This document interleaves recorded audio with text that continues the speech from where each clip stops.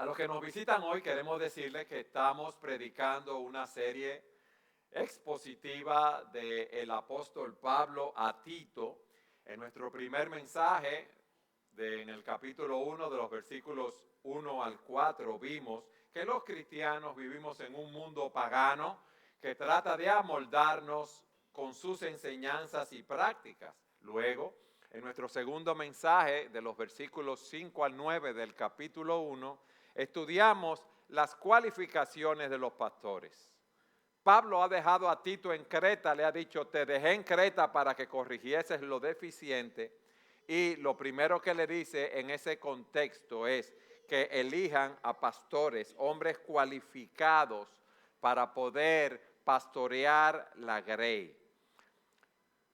Él quiere que los cristianos de Creta den un testimonio en medio de la cultura pluralista e inmoral en la cual estaban viviendo. Y le dice por eso a Pablo que encuentre a hombres con esos requisitos espirituales para que esos hombres se encarguen de enseñar, se encarguen de discipular, que sean un ejemplo para la congregación y que puedan también advertir acerca de los errores que se estaban confrontando en esa iglesia. Él quería que los creyentes en las diferentes congregaciones crecieran en piedad, en santidad, que fueran discipulados e instruidos en la palabra. Hermanos, nosotros decidimos predicar de esta epístola porque nosotros vivimos en una sociedad pluralista e inmoral también. Y estamos enfrentando el mismo tipo de problemática que ellos enfrentaban en Creta.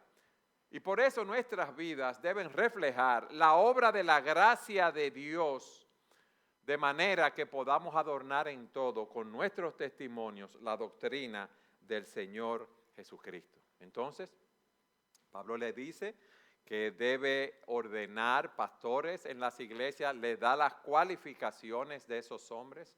El domingo pasado el pastor Rafael nos habló también de las cualificaciones que deben tener los diáconos en la iglesia y fue a la epístola de Pablo a Timoteo, su primera epístola, y en el capítulo 3, a partir del versículo 8, nos habló de esas cualificaciones. Pero miren lo que sucede ahora en lo que vamos a leer. Pablo empieza a analizar las características de los falsos maestros. Es importante que todos los creyentes y más los líderes de la iglesia aprendamos a distinguir entre los siervos auténticos de Dios y los falsos maestros, porque los falsos maestros tendrán apariencia de piedad, pero por sus frutos los podremos conocer. Y son esos frutos que Pablo está mencionando en el texto que vamos a estudiar hoy. Con esto en mente quiero que vayamos a Tito capítulo 1 para que leamos de los versículos 10 al 16. Tito 1, 10 al 16. Dice así la palabra de Dios. Porque hay muchos rebeldes, habladores vanos y engañadores, especialmente los de la circuncisión, a quienes es preciso tapar la boca, porque están trastornando familias enteras, enseñando por ganancias deshonestas cosas que no deben. Uno de ellos, su propio profeta, dijo, los cretenses son siempre mentirosos, malas bestias, glotones, ociosos. Este testimonio es verdadero, por eso repréndelos severamente para que sean sanos en la fe y no presten atención a mitos judaicos y a mandamientos de hombres que se apartan de la verdad.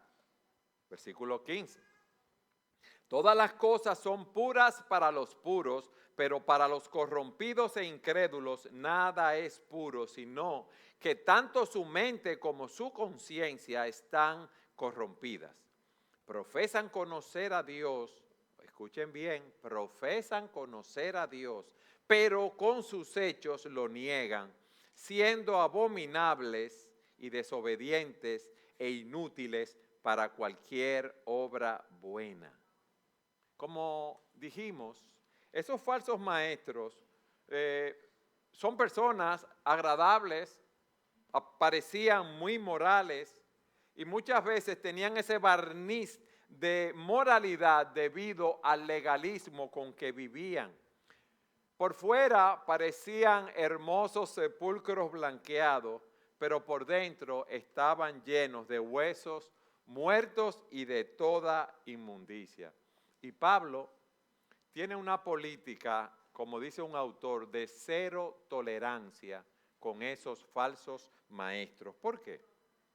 Porque la falsa doctrina, la mala doctrina conlleva o lleva a una mala práctica, contraria a los principios de la palabra de Dios. Y por eso él le dice a Timoteo, mira, yo te quiero dar esas características de esos falsos maestros, que es el primer punto. Vamos a leer versículos 10 y 11, esa descripción de los falsos maestros.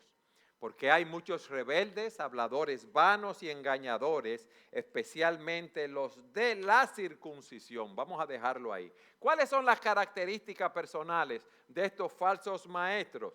Fíjense que dice que hay muchos rebeldes, o sea, contumaces, insubordinados, autónomos, personas que no se sometían a la autoridad de la palabra de Dios. No, ellos tenían sus propias teorías, como veremos. Ellos inventaban sus propias enseñanzas. Eran enemigos de Dios, eran enemigos de su verdad, eran enemigos del pueblo de Dios. Y ellos eran ley para sí mismos. Y eso debe encender en nosotros, los creyentes, una luz roja, una luz de alerta. Cuando vemos personas que no se someten a la autoridad de la palabra de Dios, que no se someten a los preceptos de la Biblia, esas personas son un peligro dentro de la congregación. ¿Por qué? Porque ellos mismos son. Ah, no, el pastor dice eso, la Biblia dice eso, pero yo la voy a hacer de tal o cual manera, porque yo entiendo que así es que debe ser. Y menos, hermanos, escoger un tipo de persona así para el liderato. Nosotros estamos llamados a someternos a los principios de la palabra de Dios. Y para nosotros escoger un líder, pastor o diácono, debe ser un seguidor fiel de la autoridad. Debe ser una persona que se someta a la autoridad.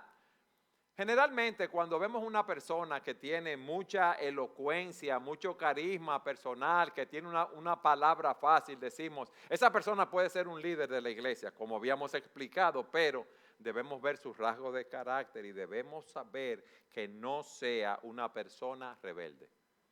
Pero Pablo le dice a Tito en segundo lugar, describiendo a estas personas, que no sean habladores de vanidades, habladores vanos, que no sean vanilocuaces, personas que tienen mucha palabra, un verbo muy florido, pero poca sustancia. ¿Cómo decimos nosotros los dominicanos? Mucha espuma y poco chocolate.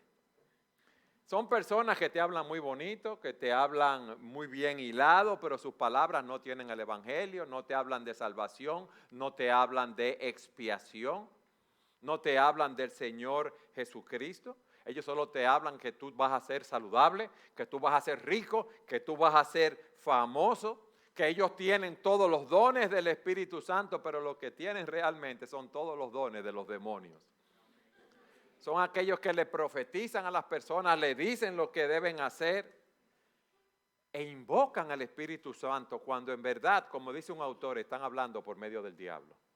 Eso es algo serio, hermanos. Por eso la sana enseñanza en la iglesia es algo vital. La sana enseñanza tiene el efecto de un buen medicamento. Fíjense. Aquí hay todo tipo de personas, aquí tenemos todo tipo de caracteres, todo tipo de problemas y todo tipo de vivencias. Aquí hay ahora mismo personas con diferentes, vamos a decir así, enfermedades espirituales. Y la sana enseñanza, la palabra de Dios, es la que nos cambia, nos corrige y contribuye a nuestra recuperación. Por el contrario, las palabras de los falsos maestros no decían nada, no tenían efectos sanadores. Lo que decían no contribuía, óigame bien, a la piedad y al temor a Dios. Pero no solamente eran rebeldes, no solamente eran habladores vanos, eran engañadores. Y podemos traducir esta palabra que se utiliza aquí como engañadores de las mentes ajenas. Eran seductores. Eran como esos vendedores deshonestos. Podían hablar bien y engañaban para su propio beneficio. Miren, en 1 Timoteo 4, versículos 1 y 2, Pablo le dice a Timoteo lo siguiente. El Espíritu dice claramente que en los últimos tiempos algunos se apartarán de la fe prestando atención a espíritus engañadores y a doctrinas de demonios mediante la hipocresía de mentirosos que tienen cauterizada la conciencia. Muchos iban a ser extraviados. ¿Quiénes son las víctimas de estos falsos maestros? Las mentes débiles, aquellos que se dejan deslumbrar por el carisma, por el verbo, por lo que dicen estas personas. Ahora, cuando hablamos de debilidad mental, no estamos diciendo un bajo nivel académico, óigame bien, o una persona que tiene un bajo coeficiente de inteligencia. La mente débil son aquellos que no se han quebrantado delante del Señor, que se creen que ellos son autosuficientes, que se creen que pueden hacer las cosas como a ellos les parezca, porque ellos se las saben todas.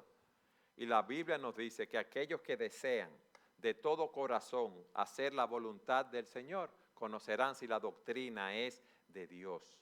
Óigame bien, todos nosotros conocemos a creyentes que no tienen una gran preparación académica, pero tienen un gran discernimiento espiritual para saber las doctrinas que son sanas y las doctrinas que son falsas, para poder diferenciar lo bueno de lo malo. Y por el contrario, hay personas con un alto coeficiente intelectual, hay personas que son catedráticos universitarios con doctorados que no tienen capacidad para discernir los asuntos espirituales.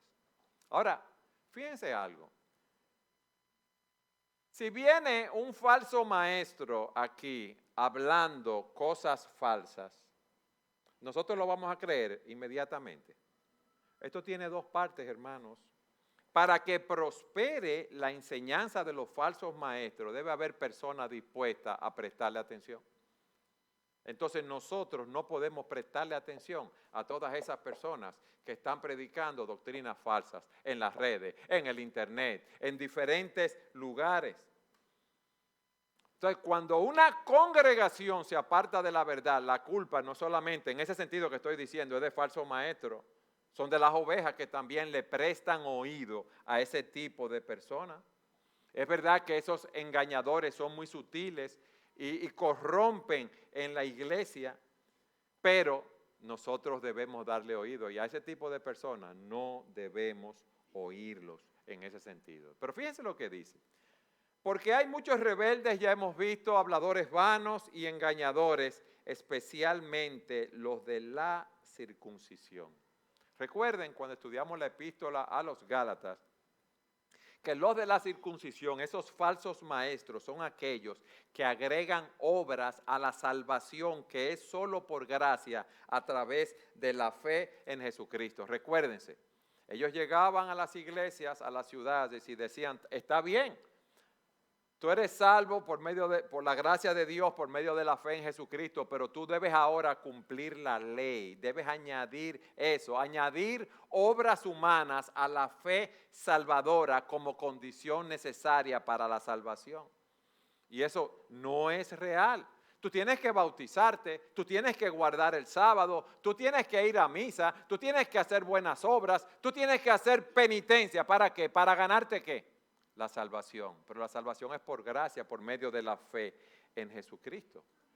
Pero esas eran las características de estos hombres y debemos estar apercibidos de estas cosas. Pero hablando de esos falsos maestros, Pablo no solo le dice a Tito de sus características, sino que en el versículo 11 les dice cuáles eran las obras de ellos.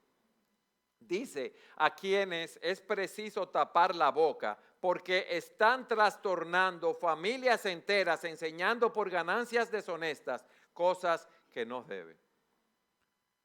Pablo le dice, es necesario tapar la boca, eso lo vamos a ver más adelante. Pero ¿qué estaban haciendo ellos? ¿Cuáles eran sus obras? Estaban confundiendo, trastornando familias enteras. Fíjense lo nefasto lo duro, lo difícil, lo negativo, lo peligroso del ministerio de esos hombres. Estaban causando una gran confusión entre los creyentes y familias enteras habían sucumbido a sus enseñanzas. O sea que estaban haciendo un gran daño a la iglesia.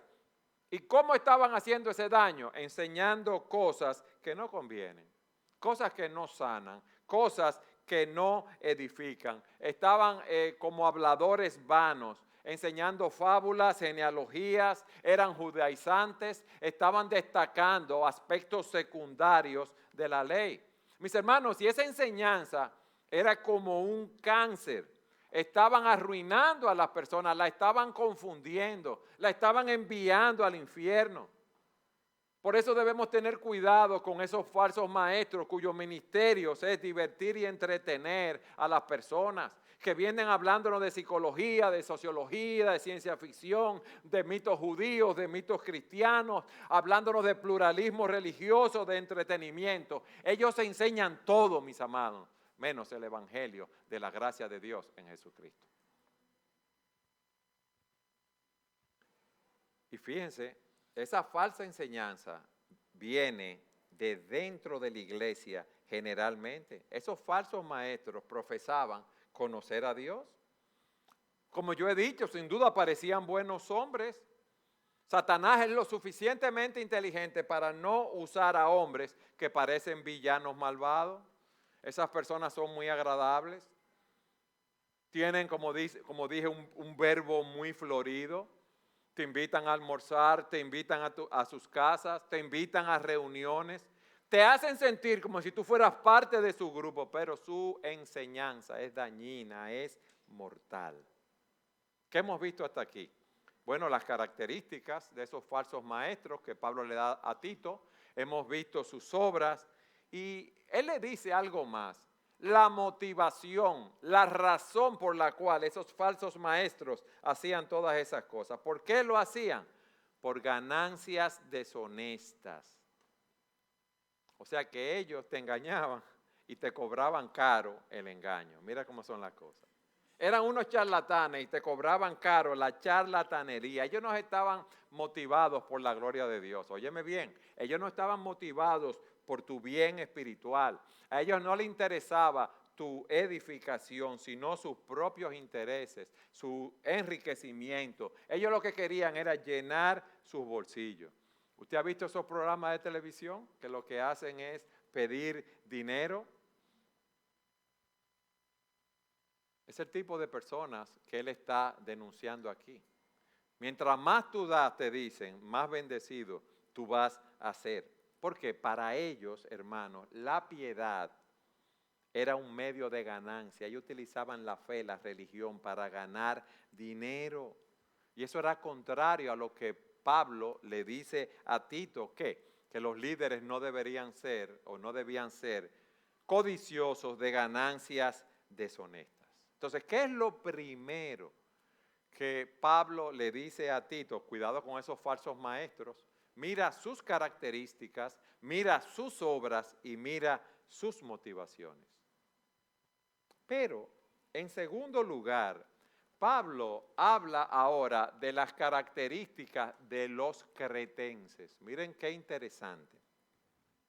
La característica de esas congregaciones donde se encontraban ellos ministrando. Y Pablo exhorta a Tito a ser contraactual en su forma de vivir. ¿Qué pasa? La sociedad, este mundo tiene un gobernante que es Satanás, el príncipe de la potestad del aire, eso dice la Escritura. Y esta sociedad, este mundo, quiere que nos moldeemos a como él quiere moldearnos. Esos cristianos en Creta, al igual que nosotros hoy, estaban bajo un ataque cultural. Había un asalto cultural y por eso él le dice en el versículo 12, uno de ellos, su propio profeta, dijo, los cretenses siempre mentirosos, malas bestias, glotones, ociosos. Óigame bien. Cuando dice que uno de sus propios profetas dijo esa, no era que era un hombre de Dios, un profeta de Dios, no. Ese era Epiménides, que era un profeta considerado por profeta por los cretenses. Y Pablo lo que está haciendo aquí es un punto irónico. Señores, ¿ustedes se imaginan que nos digan eso de nosotros?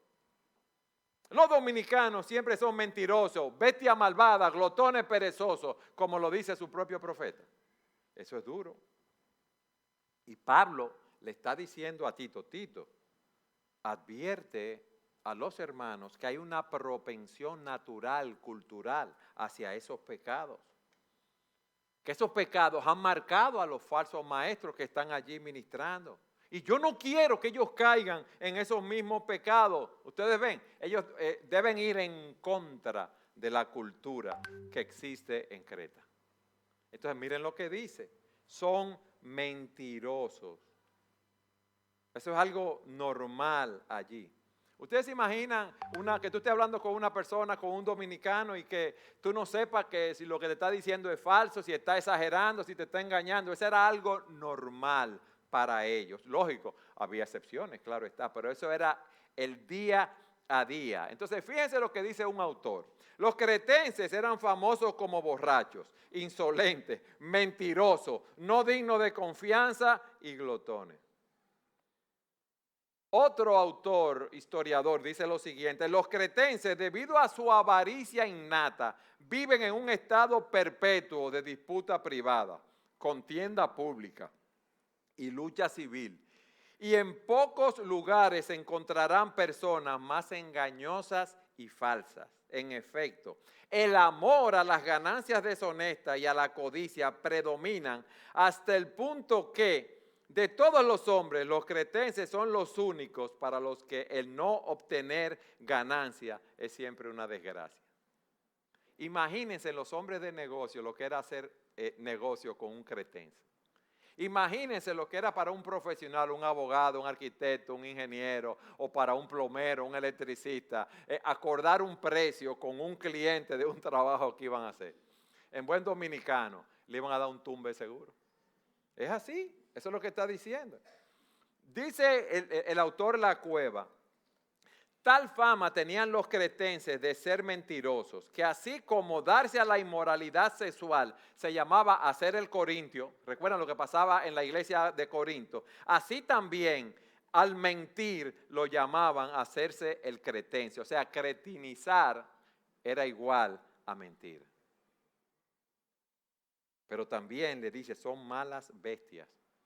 Y la idea es que se comportaban como animales salvajes. Eran personas que vivían a nivel de sus apetitos, de sus pasiones sensuales. Personas que eran maliciosas, personas que eran rapaces. Pero fíjense que dice que no solamente eran bestias, sino malas bestias. Una mala bestia es como un caballo que no se deja domar, o un burro que da coces, o el perro que trata de morder a su amo. Eran personas que no se sometían a la autoridad y disciplina de la iglesia. Eran malas bestias porque no se dejaban domesticar. Tenían una fuerte tendencia a la rebeldía, la contumacia, la insubordinación y la traición. Óigame bien, no eran confiables.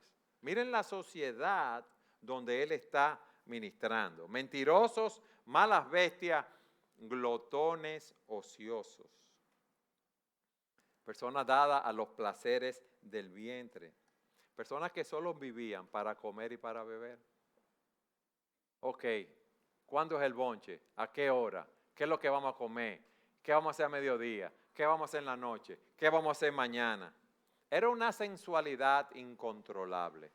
Y en Romanos capítulo 16, Pablo, hablando a los romanos, dice lo siguiente. Oigan esto, qué interesante.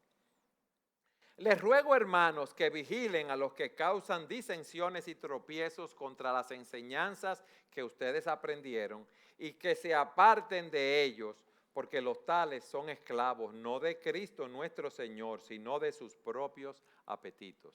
Son esclavos de sus propios vientres, son esclavos de sus propios intereses y por medio de palabras suaves y lisonjeras engañan los corazones de los ingenuos. Esa era la tendencia cultural de Creta. Ahora, si Pablo viviera hoy aquí, ¿sobre qué tendencia nos advirtiera a nosotros, los dominicanos o los latinos, en esta edad en la cual estamos viviendo? ¿Qué nos diría? Cuidado con su egoísmo, con su egocentrismo. Cuidado con pensar que ustedes son más de lo que realmente son, tener más alto concepto de sí mismo.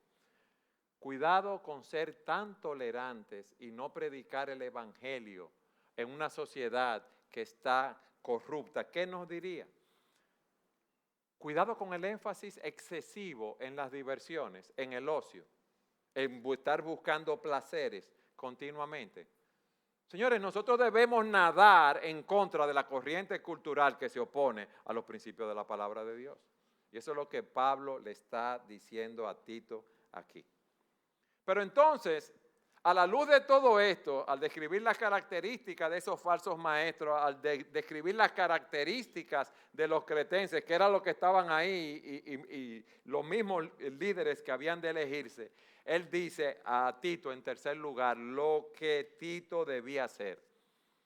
Miren lo que le dijo en el versículo 11a que yo leí, en la primera parte, a los cuales es preciso tapar la boca.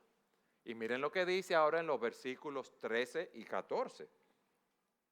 Este testimonio es verdadero, por eso repréndelos severamente para que sean sanos en la fe y no presten atención a mitos judaicos y a mandamientos de hombres que se apartan de la verdad.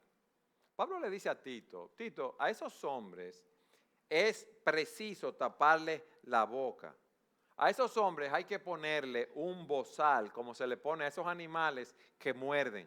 No deben ser tolerados. A esos hombres hay que hacerlos callar. ¿Por qué? Porque sus participaciones son destructivas. Esos hombres no pueden hablar en la congregación. Y en la medida de lo posible, óigame bien, hay que advertir a los hermanos que no le permitan a esos hombres entrar en sus hogares. Ahora, con esto, mis hermanos, déjenme darle esta nota. No estamos diciendo que debemos ser descorteses, ni estar contra el diálogo, ni que debemos tratar mal a las personas, sino que no debemos transigir, negociar con el error y permitir que entren en la congregación ideas heréticas contrarias a la palabra de Dios que hagan daño a la grey. Y por eso Pablo dice, a los cuales es preciso tapar la boca. Y le dice, repréndelos. Miren el versículo 13 en la segunda parte. Por eso, repréndelos severamente para que sean sanos en la fe. Fíjense que no dice, deséchalo. Fíjense que no dice, recházalo. Fíjense que no dice, bótalo. No, repréndelos severamente. O sea, trata de convencerlos de sus errores. Pero sé tajante en ese sentido. Y cuando dice severamente, es como cuando usted corta con un cuchillo, con un hacha. Porque esas personas no podemos estarle dando pie. Debemos tratar de ganarlos para el Señor. Debemos tratar de predicarles el evangelio. Cuando un cirujano corta a alguien que va a operar, ¿lo corta para matarlo o para sanarlo? Para sanarlo. Entonces, eso es lo que él está diciendo, reprende severamente, pero no para destruirlo, sino para sanar a esa persona. Miren lo que dicen, para que sean sanos en la fe. ¿Y qué significa esto? Ser espiritualmente sano. ¿Por qué? Porque si tú no corriges esos errores en ellos y las personas que están instruyendo van camino a una condenación eterna. Entonces, deben ser sanos en la fe. ¿Qué significa esto? En el conjunto de doctrina que hemos creído de la palabra de Dios. Por eso Pablo le dice a Timoteo, Timoteo, redarguye, reprende, exhorta con toda paciencia y doctrina. ¿Por qué? Miren algo, mis hermanos. No importa qué tan endurecida pueda parecer una persona. No importa qué tan malo sea esa persona, qué tan diabólico sea. Nuestro deber es predicar el evangelio y dejar que la gracia de Dios opere en el corazón de esa persona. El evangelio es poder de Dios para salvación.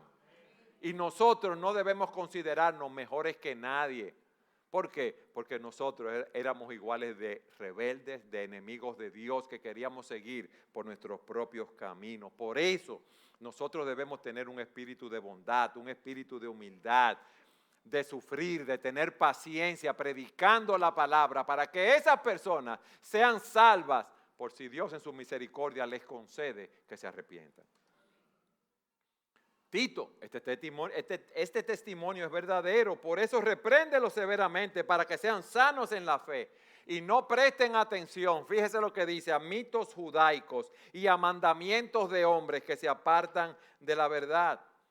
Eran inventos, esas fábulas, esos mitos judaicos que no se define, no se detalla lo que es, quizás interpretaciones fantasiosas de la historia judía. Esas personas se enfocaban en muchas otras cosas, pero no se enfocaban en la persona y la obra de Jesucristo. Y él le dice, eso es lo que ellos están haciendo. Ellos están dando mandamientos de hombres que se apartan de la verdad. Ellos querían vender la siguiente idea de una super pureza, si podemos decirlo así. Fíjense lo que Pablo le dice a Timoteo. Pero el Espíritu dice claramente que en los postreros tiempos algunos apostatarán de la fe, escuchando a espíritus engañadores y a doctrinas de demonios, por la hipocresía de mentirosos que, teniendo cauterizada la conciencia, oigan que prohibirán casarse, mandarán a abstenerse de ciertos alimentos que Dios creó, para que con acción de gracias participasen de ellos los creyentes y los que han conocido la verdad. Fíjense lo que hay aquí. La idea que daban es, tú puedes ser muy espiritual. Para tú crecer en santidad, tú lo que tienes es que seguir ciertas reglas. Ellos estaban promoviendo el legalismo y no la gracia de Dios. Ellos lo que estaban dando eran mandamientos de hombres. Mandamientos externos que lo que hacen es conformarnos externamente a reglas hechas por el hombre y no conformarnos a los principios internos de la palabra de Dios. ¿Tú sabes lo que pasa? Que el legalismo siempre apela a la carne. Alimenta el orgullo humano. Yo soy mejor que tú. ¿Tú sabes por qué? Porque yo hago esto, aquello, lo otro, sirvo al Señor, estoy en la iglesia, yo no soy mentiroso, yo no soy bebedor. Eso es lo que decían los fariseos. Y muchos de nosotros somos así, nos consideramos mejor que los demás. ¿Por qué? Por nuestro comportamiento externo, pero no juzgamos el pecado en nuestros corazones. Y muchas veces hacemos las cosas para ser vistos y no para agradar a Dios. ¡Wow! Eso es lo que estaban haciendo esos falsos maestros, diciendo a los cretenses, mira, para tú ser un buen cristiano, tú debes seguir estos mandatos, tú debes hacer las cosas de esta manera, tú debes seguir estos rituales. Si tú quieres ser súper puro espiritualmente, si tú quieres ser iniciado en lo que es la verdadera fe, que es algo más profundo, pero la Biblia no dice que debemos abstenernos de esas cosas. La Biblia no dice que debemos seguir esos rituales y mandatos de hombre. Que tú no puedes comer esto, que no puedes comer aquello, pero el Señor había dicho que no lo que entra en la boca del hombre lo contamina, no es así, sino lo que sale de la boca, eso contamina al hombre. ¿Por qué? Porque de dentro del corazón del hombre salen los malos pensamientos. Eso es lo que Pablo quiere que tú y yo entendamos. La Biblia no dice que debemos abstenernos de esas cosas. Óyeme bien. La Biblia no dice que debemos seguir esos rituales. Ellos están diciendo, para ser santo tú debes seguir estos mandamientos. Pero Pablo ahora le dice a Timoteo cómo funciona, óigame bien, lo que es la santidad. Él lo que le está diciendo es, el Espíritu Santo no obra de esa manera. Y eso nos lleva a nuestro cuarto punto. Pablo quiere que nosotros entendamos cuál es la dinámica de la gracia interna de Dios en su expresión externa. Él está diciendo a Tito, yo quiero que tú comprendas lo que es la santificación. Yo quiero que tú reconozcas también la condición del corazón del rebaño. Hermanos, ¿qué es lo que está diciendo? nosotros debemos entender lo que es la santificación. Versículo 15, miren lo que él dice, versículo 15. Todas las cosas son puras, ¿para quién? Para los puros, o sea, para los que creen. Pero para los corrompidos e incrédulos nada es puro, sino que tanto su mente como su conciencia están corrompidas. Pablo lo que quiere es que tomemos en cuenta, como dice el pastor Ligon Duncan, la dinámica de la gracia interior. Él lo que quiere es que nosotros veamos cómo el Espíritu Santo que mora en nosotros en el momento de nuestra conversión obra para cambiarnos. Quiere que entendamos esta realidad de la santificación. Fíjense cómo dice, todas las cosas son puras para los puros. Y comentando ese versículo, dice el comentarista Hendrickson, la expresión de todas las cosas la explica mejor Pablo mismo. Equivale a toda creación de Dios. Esto es, todo lo que Dios creó para su consumo como alimento. Los hombres puros, dice el doctor Pérez Millo, son aquellos que han sido limpiados de su culpa por la sangre de Cristo. Aquellos que han sido regenerados por el Espíritu Santo, que están siendo limpiados constantemente por el mismo Espíritu, nos limpia de la contaminación de nuestros pecados. Fíjense lo que hay aquí ahora, hermano. La verdadera pureza no viene por obras externas. ¿Podemos nosotros, sin el Espíritu de Dios, hacer una obra que agrade a Dios? ¿Sí o no? No podemos. Entonces, la verdadera pureza delante de Dios no es seguir rituales, no es tratar de agradar a Dios con nuestras buenas obras, porque dice Isaías que todas nuestras buenas obras, ¿qué son delante de Dios? ¿Trapos de qué?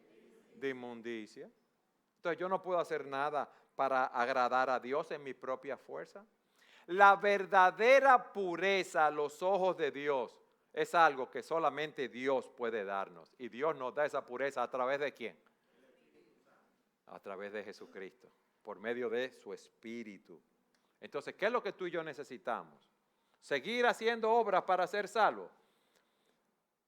Hacer una peregrinación de rodillas para ir a algún sitio. Darnos latigazos, ¿eso es lo que debemos hacer?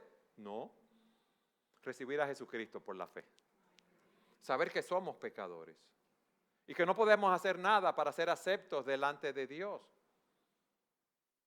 Porque para ser aceptos delante de Dios tendremos que desde que nacimos hasta que muramos no haber pecado una sola vez, y no hay hombre que haga siempre el bien y nunca peque. Por eso tuvo que venir Jesucristo y morir en la cruz del Calvario por nuestros pecados, para que todo aquel que en Él crea no se pierda, mas tenga vida eterna. Solo Cristo puede limpiarnos en ese sentido. La obra que Él realizó en la cruz del Calvario es lo que nos justifica para siempre delante de Dios, porque en el momento que nos arrepentimos de nuestros pecados y creemos en Cristo para salvación, todos nuestros pecados son perdonados. Pero entonces si todas las cosas son puras para los puros, yo voy a pecar libremente. No, porque eso no nos da licencia para pecar. Yo no puedo decir que las cosas que Dios ha prohibido en su palabra son puras. No lo puedo decir porque Dios la ha prohibido. Son transgresión, la ha prohibido, son transgresión de la ley de Dios. Y eso es lo que Él nos está diciendo. No hay una licencia para pecar. Ahora, ¿por qué todas las cosas son puras para los puros? Porque el Espíritu Santo obra en nuestros corazones por medio de la palabra. Fíjense, ¿qué estaban diciendo esos falsos maestros? La santificación viene de afuera hacia adentro por lo que yo hago, y eso no es así. De afuera hacia adentro nadie puede ser santificado por su propio esfuerzo. Es una obra de Dios en nuestros corazones, mis hermanos. Una obra de Dios que nos cambia. Somos santificados de adentro hacia afuera por el Espíritu Santo. ¿Cuándo? Cuando oímos la palabra y la ponemos en práctica. Ustedes, eso es lo que Él nos quiere decir. Cuando el Espíritu Santo obra por medio de la palabra de Dios, todas las cosas son puras para los puros en ese sentido. Si Dios ha declarado algo puro, yo no puedo decir que es pecaminoso. Pero yo quiero que vayan conmigo de nuevo a ese versículo 15. Todas las cosas son puras para los puros, para los que creen, pero miren lo que dice, pero para los corrompidos e incrédulos nada es puro, sino que tanto su mente como su conciencia están corrompidas. Ustedes ven, están contaminadas, están manchadas, no están limpios, no son puros. A los que están siguiendo el camino de la salvación por obras, los califica aquí de corrompidos e incrédulos. No son salvos. ¿Por qué? Están contaminados con su pecado. Su problema de pecado no ha sido resuelto en su vida. ¿Por qué? Porque han sido incrédulos y han querido salvarse por su propio esfuerzo y no han confiado en la obra redentora de Cristo en la cruz del Calvario.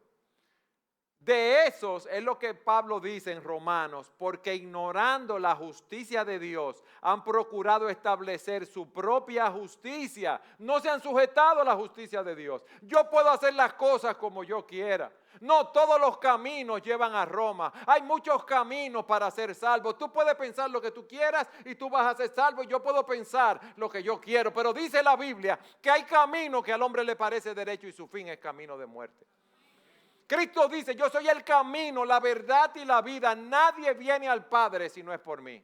Y no hay otro nombre dado al hombre bajo el cielo en el cual puedan ser salvos. Solamente en el nombre de Jesús. Pero esos hombres estaban vendiendo otras ideas, parece. Queriéndolos llevar a un sistema legalista. Ustedes ven, ¿por qué debemos entender esto? De la santificación. Pero también, y eso es para todos nosotros y para los líderes, nosotros debemos reconocer las condiciones del rebaño. Vayan conmigo del corazón del rebaño. Vayan conmigo al versículo 16. Fíjense lo que dicen. Esos hombres, ¿verdad?, que han estado predicando allí, profesan conocer a Dios. ¿Pero qué dice? Léanlo conmigo. Pero con sus hechos lo niegan. Ellos dicen una cosa, pero cuando tú ves su vida es otra cosa. Siendo abominables y desobedientes e inútiles para cualquier obra buena. Profesan conocer a Dios, pero con sus hechos lo niegan. O sea, sus acciones desmienten su profesión de fe. Y dice que son abominables y desobedientes e inútiles. Ustedes saben por qué son abominables, desobedientes e inútiles. Porque ellos hacen lo que hacen de una manera natural, porque esa es su naturaleza interna. Ellos no tienen el Espíritu de Dios, ellos no tienen piedad. Ellos profesan conocer a Dios, pero no tienen vida espiritual. Ellos no han conocido al Señor Jesucristo. Ellos no se han arrepentido de sus pecados. Ellos no han confiado en Él y solo en Él para salvación. Son unos legalistas, son sepulcros blanqueados. No hay frutos de piedad en su vida. ¿Cuántas personas no hay así engañadas, mis hermanos? ¿Cuántas personas no habrá aquí engañados así hoy? Nosotros estuvimos engañados así por mucho tiempo, por muchos años, pensando que podíamos ganar nuestra salvación, pensando que al final Dios iba a poner en una balanza las obras buenas y las obras malas, y que las obras buenas nuestras iban a ser mayores que las obras malas y Dios no iba a dejar entrar al cielo. ¿Quiénes creían eso antes? Y no es así. Dios es un Dios santo, 3 veces santo. Él no permite la inmundicia delante de Él. Si no hay un fruto espiritual en la vida de una persona, esa profesión de fe no significa nada. Óyeme bien. Y he meditado en eso, en esta semana preparando el mensaje. ¿Cuántas personas hay que dicen, bueno, yo voy a la iglesia, yo estoy allá todos los domingos, pero eso no es garantía de que tú eres salvo? La garantía de que tú eres salvo es que te arrepientas de tu pecado, de que creas en Cristo, que empieces a vivir para Él, que empieces a dar fruto. Porque hay personas que dicen que son creyentes y ni vienen a la iglesia, ni tienen una vida espiritual. Y tú lo ves en la calle viviendo en borrachera, en bonche, mintiendo, engañando en los negocios, engañando en su profesión. ¿Y qué cristianismo es ese?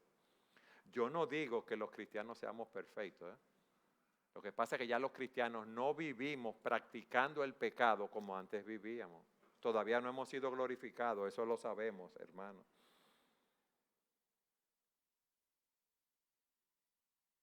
Y hoy es un día bueno para hacer una reflexión. Porque lo que él le está diciendo a Tito, Tito, si no hay prueba, fruto en ese sentido, ¿verdad? De una conversión, de una conversión. Esa profesión de fe no significa nada. Esas personas dicen que son cristianos, pero con sus hechos lo niegan. Y mira lo que dice, son detestables, desobedientes y depravados para hacer cualquier obra buena. El Evangelio produce un fruto en nuestros corazones. Óigame bien, produce un fruto en nuestros corazones. Por eso esas palabras de Pablo son tan prácticas para las personas allí, los hermanos en Creta, pero son también prácticas para nosotros, como yo decía al principio. Nosotros vivimos en una cultura pluralista e inmoral. Y quizás tú estás aquí y tú sabes que el Evangelio es verdad, pero tú quieres mantener un pie en el mundo y un pie en la iglesia, y eso no se puede. Eso no se puede. Tú no puedes tratar de vivir como la cultura que nos rodea nos lleva a vivir y vivir un poco como la cultura y un poco como cristiano. No se puede. ¿Por qué? Porque esta cultura es contraria a los principios cristianos. Y Pablo le está diciendo a Tito y a los hermanos en Creta, no, eso no es lo que yo quiero. Yo quiero que tú, óyeme bien, yo quiero que tú vivas como un cristiano que ha sido comprado por la sangre de Jesucristo.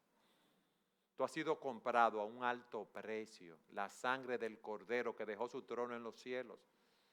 Y se humilló al hacerse hombre. Y estando en la condición de hombre, se humilló aún más y sufrió la muerte de cruz. Yo quiero que tú vivas conforme al llamamiento que yo te he dado. Y la única manera de vivir así es viviendo la palabra en el poder del Espíritu Santo. Te lo voy a repetir. Viviendo la palabra en el poder del Espíritu Santo. Eso es lo que Dios quiere de nosotros, mis hermanos, que demos un testimonio de nuestra fe al mundo que nos rodea. O sea, que prediquemos el Evangelio de Jesucristo, porque solo en Cristo hay salvación, solo Cristo puede salvar a los pecadores. Solo ese Evangelio de la gracia puede salvar a los que se pierden. Solo ese Evangelio de la gracia nos puede llevar a crecer en santidad, en piedad. Solamente ese Evangelio de la gracia nos puede llevar a crecer a la imagen del Señor Jesucristo. Como yo decía, solo este Evangelio es poder de Dios para salvación. Y ese es el Evangelio que nosotros debemos predicar. Y lo que Pablo le dice a Tito, Tito, eso es lo que tú debes enseñar.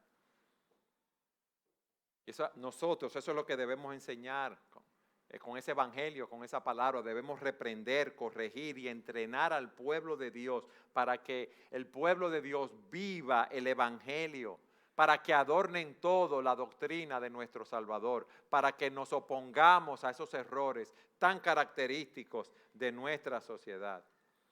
Y debemos, y lo vamos a hacer, y lo venimos haciendo, advertir de los errores a los hermanos para que no sean confundidos, pero también advertir a aquellos que están confundidos en sus errores para que sean salvos.